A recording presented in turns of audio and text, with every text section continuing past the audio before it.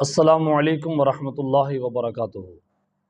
مکے والے مشرکین مکہ نبی کریم صلی اللہ علیہ وآلہ وسلم کو محمد بن عبداللہ مانتے تھے۔ حضور علیہ السلام کو دنیا میں سب سے زیادہ حسین مانتے تھے، صادق الامین مانتے تھے۔ نبی علیہ السلام کو باحثیت انسان، ایک اعلیٰ انسان مانتے تھے، اچھے کردار کا انسان مانتے تھے۔ حضور علیہ السلام کو سچا اور سچا مانتے تھے۔ کیا وجہ تھی کہ حضور علیہ السلام کو پتھر مارے؟ وہ کیا وجہ ہوئی کہ حضور علیہ السلام کو دھکے دیے جاتے، اپنے علاقے سے نکالنے کی کوششیں کی گئیں اور حضور علیہ السلام کو قتل کرنے کی کوششیں کی گئیں؟ کیا وجہ ہے اتنی دشمنی؟ آخر کیوں؟ یاد رکھنا، نبی علیہ السلام نے جو 40 سالہ پہلے زندگی گزاری اعلان نبوت سے پہلے بحیثیت انسان، تو سبھی مشرکین مکہ حضور علیہ السلام سے بے حد متاثر تھے۔ آپ کے کردار سے، آپ کے افکار سے اور آپ کے چال ڈھال سے نبی علیہ السلام سے بے پناہ محبت کرتے تھے۔ مشرکین مکہ حضور علیہ السلام کو بڑے بڑے اجتماعوں میں وہ بڑی سیٹ پر بٹھاتے، اس لیے کہ حضور علیہ السلام کو لوگ تک تک کر دیکھتے، تک تک دیدم دم نہ کشیدم، اس انداز سے دیکھتے کہ اس جیسا کوئی حسین نظر نہیں آ رہا۔ حضور علیہ السلام کی مکے کے اندر دعوتیں کی جاتی، بڑا پیار دیا جاتا۔ محمد بن عبداللہ اگر کسی کے دروازے پہ چلے جاتے صلی اللہ علیہ وآلہ وسلم، کسی کے اگر دروازے پہ چلے جاتے تو کوئی بندہ بھی آپ کو خالی ہاتھ نہ موڑتا۔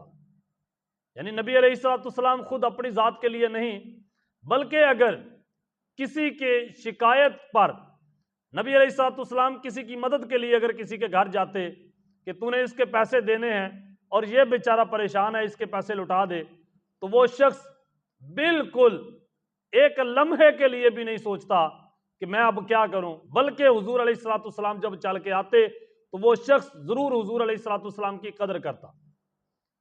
مسئلہ یہاں بنا، نبی علیہ السلام کو وہ محمد بن عبداللہ مانتے تھے۔ جیسے صلح حدیبیہ کے موقع پر حضور علیہ السلام نے جو وہاں صلح نامہ تحریر ہوا، نبی علیہ السلام کی طرف سے اوپر لکھا گیا کہ یہ محمد الرسول اللہ صلی اللہ علیہ وسلم کی طرف سے یہ تحریر ہے۔ تو سہیل بن عمر نے کہا کہ یہ کیا لکھا ہے؟ محمد الرسول اللہ صلی اللہ علیہ وسلم۔ اگر ہم اللہ کا رسول آپ کو مان لیں تو لڑائیاں ختم ہو جائیں گی، جھگڑے ختم ہو جائیں گے، پھر تو آپ کی اور ہماری کوئی لڑائی نہیں، پھر تو ہم آپ کے غلام ہوئے۔ ہم آپ کو اللہ کا رسول نہیں مانتے، آپ لکھیں محمد بن عبداللہ۔ نبی علیہ السلام نے فرمایا علی لکھ دو محمد بن عبداللہ۔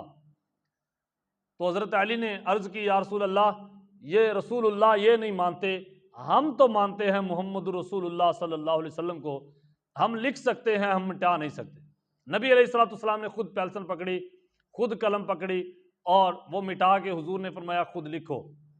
نبی علیہ السلام نے فرمایا علی پریشان نہ ہو، مجھے اللہ نے محمد الرسول اللہ بھی بنایا ہے، میں محمد بن عبداللہ بھی ہوں، محمد بن عبداللہ بھی ہوں، محمد الرسول اللہ بھی ہوں، لکھو جو بھی لکھو گے سب سچ ہے۔ تو ان کا مطالبہ یہ تھا کہ آپ محمد بن عبداللہ ہیں، ہم آپ کو مانتے ہیں، آپ کو جائیدادیں دیتے ہیں، سرداری دیتے ہیں، سب کچھ دیتے ہیں، مگر ہم محمد الرسول اللہ نہیں مانیں گے۔ آخر وجہ کیا ہے؟ کیوں نہیں رسول مان رہے؟ ایک قاصد ہی تو ماننا ہے، ایک اللہ کا پیغمبر ہی تو ماننا ہے، ایک داعین الی اللہ ہی تو ماننا ہے، کیوں نہیں مان رہے؟ کیونکہ وہ عربی لوگ ہیں، وہ ہر لفظ سے بخوبی واقف تھے۔ رسول کا مطلب ہے مکمل طور پر اپنے آپ کو اس کے حوالے کر دینا، جو یہ حکم کریں گے ہم نے اپنے سر کو جھکا لینا ہے۔ اس لیے کہتے تھے کہ ہم آپ کو رسول نہیں مانتے، کیونکہ وہ اس لفظ کو جانتے تھے۔ اچھا، تھے وہ کافر، جانتے سب کچھ تھے وہ کافر اس لیے ہوئے کہ انہوں نے رسول ماننے سے انکار کر دیا۔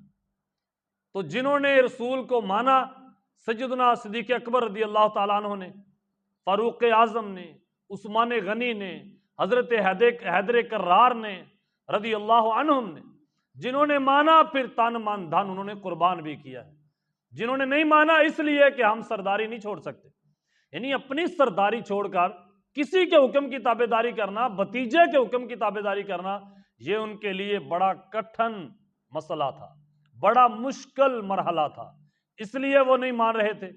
جب نبی علیہ الصلوۃ والسلام پر ایسا وقت آیا کہ آپ ایک وقت کے حکمران بھی بن گئے، سلطنت بھی قائم ہوگی، ایک ریاست بھی قائم ہوئی، تو جب مکہ بھی فتح ہو گیا تو پھر وہی لوگ آہستہ آہستہ اسلام قبول کرنے لگے۔ کیوں؟ اس لیے کہ اب حکم تو ماننا ہی ہے، اب جھکنا تو ہے ہی، اس لیے کہ جب حکمران کوئی ہو اس کے آگے جھکا تو جاتا ہی ہے۔ پھر انہوں نے کلمہ پڑھا نبی علیہ الصلوۃ والسلام کا، پھر انہوں نے، ان میں سے بہت سارے لوگ ایسے جنہوں نے دل سے کلمہ پڑھا، اور کچھ لوگ مدینے کے منافقین تھے جنہوں نے دل سے پھر بھی کلمہ نہیں پڑھا۔ اس لیے نبی علیہ الصلوۃ والسلام کو بطور ایک اعلیٰ انسان ماننا ان کے لیے کوئی مشکل نہیں تھا، لیکن اللہ کا رسول ماننا یہ ان کے لیے مشکل تھا، وہ نہیں مانتے تھے۔ جب آپ فرماتے کہ میں اللہ کا رسول ہوں تب وہ لوگ پتھر برساتے۔ نبی علیہ الصلوۃ والسلام نے کبھی پریشانی نہیں لی، کبھی حضور علیہ الصلوۃ والسلام نے اپنی کسی قول پر، اپنے کسی قدم پر اور وادی طائف جانے پر حضور علیہ الصلوۃ والسلام نے کبھی پریشانی نہیں لی، اور نہ ہی کبھی یہ سوچا کہ میں اگر نہ جاتا تو شاید مجھے پتھر نہ پڑتے، نہ، اپنے مشن کے لیے ڈٹے رہے۔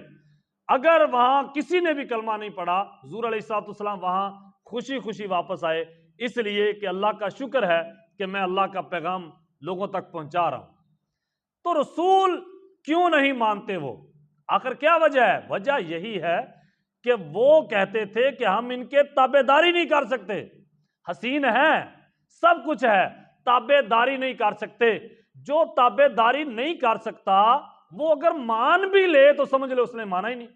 جیسے قرآن مجید میں آیا ہے، یہود النصارہ نے اللہ پر اور یوم آخرت پر ایمان نہیں رکھا، حالانکہ وہ ایمان رکھتے تھے۔ مشرکین مکہ اللہ کو نہیں مانتے تھے، حالانکہ وہ مانتے تھے۔ قرآن میں کتنی جگہ آتا ہے بار بار۔ کیوں اللہ تعالیٰ فرما رہا ہے؟ یعنی وہ اللہ کے احکامات کی تابعداری نہیں کرتے تھے، یوم آخرت کی تیاری نہیں کرتے تھے۔ جب بندہ کسی حکم کی تابعداری نہ کرے، یعنی اللہ کے حکم کی تابعداری نہ کرے، رسول اللہ صلی اللہ علیہ وسلم کے حکم کی تابعداری نہ کرے، تو ان باتوں سے یہ چیز نکلتی ہے کہ اس نے اللہ اور اللہ کے رسول کو مانا ہی نہیں۔ جیسے مشرکین مکہ کہتے تھے ہم ابراہیمی ہیں، اور یہودی کہتے تھے نا نا ہم ابراہیمی۔